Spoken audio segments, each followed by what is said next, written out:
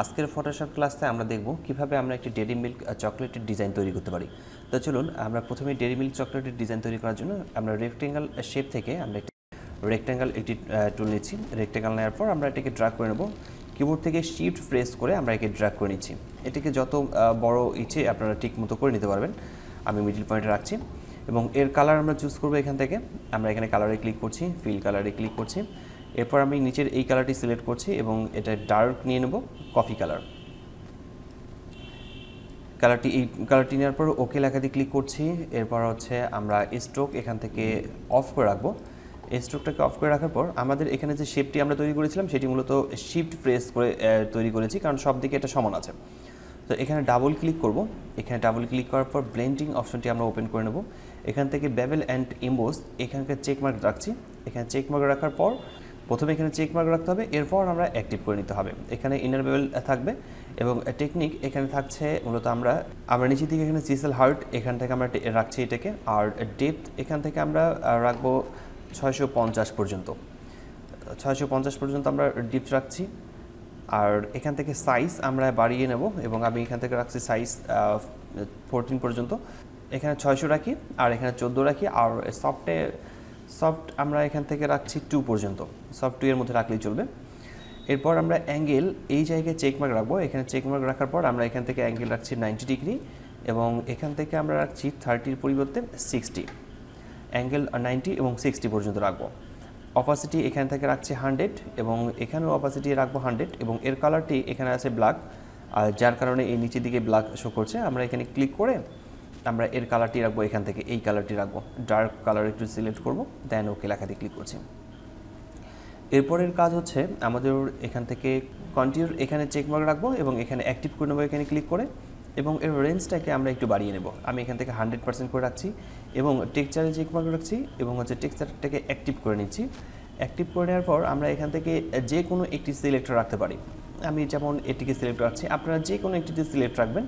Select রাখার পর এখান থেকে স্কেলটাকে আমরা কম করে রাখবো। আমি এখান থেকে স্কেলটাকে রাখছি 1 পর্যন্ত এবং ডেপথ এখান থেকে আমরা কম বেশি করে নিতে পারি। আপনারা একটু খেয়াল করে দেখবেন যে ডেপথ আপনাদের এখানে কোনটি সবচেয়ে বেশি ভালো হয়। আর ইনভার্ট এখানে চেকমার্ক রাখতে পারেন। রাখার পর আমরা মূলত ডেপথ এখান থেকে বাড়িয়ে নেব। আমি এখান থেকে ডেপথ বাড়াচ্ছি ঠিক এই এতটুকু পর্যন্ত। এখানে যেন বোঝা যায় যে চকলেট এটা একটি চকলেট, সেটা যেন বোঝা যায়। তো আমরা এই পর্যন্ত রাখছি। এরপর আমি এখান থেকে ওকে লেখায় ক্লিক করছি।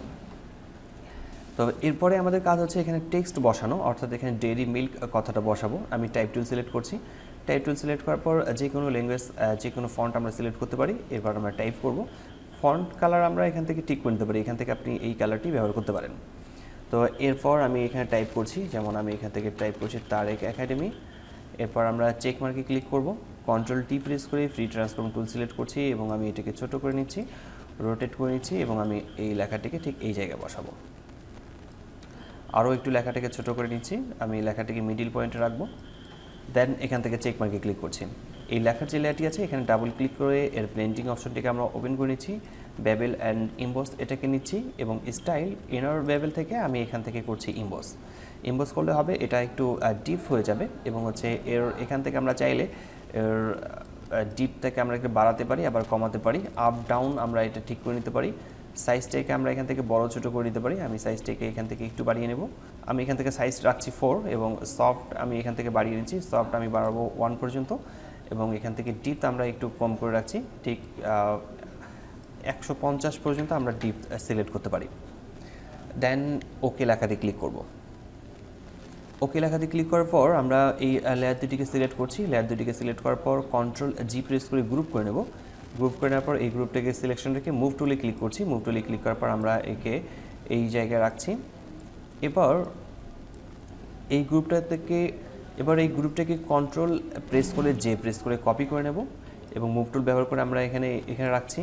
আবারও এই গ্রুপটাকে একটু কপি করে নিচ্ছি, Ctrl+J, আবারও আমরা এখানে রাখছি। আবারও এই গ্রুপটাকে আমরা একটু কপি করে নেব, Ctrl+J, আবারও আমরা এইদিকে রাখছি। ঠিক এখানে 4টি রাখলাম। এরপর আমরা এই 4টি গ্রুপকে আমরা একসাথে কপি করে নিচ্ছি, Ctrl+J প্রেস করে, এবং আমরা নিচের দিকে মুভ টুল ব্যবহার করে নিচের দিকে নামিয়ে নিচ্ছি। এখানে জোড়া লাগানোর পর আমরা দেখতে পাচ্ছি যে আমরা খুব সহজেই খুব কম সময়ে আমরা সুন্দরভাবে একটি ডেইরি মিল্ক চকলেটের ডিজাইন তৈরি করতে পেরেছি। তো আশা করি বিষয়টি বুঝতে পেরেছেন। কোথাও সমস্যা হলে কমেন্ট বক্সে কমেন্ট করে জানাতে পারেন, আমি প্রতিটি কমেন্টে রিপ্লাই করি। আজকে টিউটোরিয়ালটি এখানে শেষ করছি। দেখা হচ্ছে ফটোশপের নতুন কোনো টিউটোরিয়ালে। ততক্ষণ পর্যন্ত ভালো থাকবেন, সুস্থ থাকবেন। ধন্যবাদ সবাইকে। আল্লাহ হাফেজ।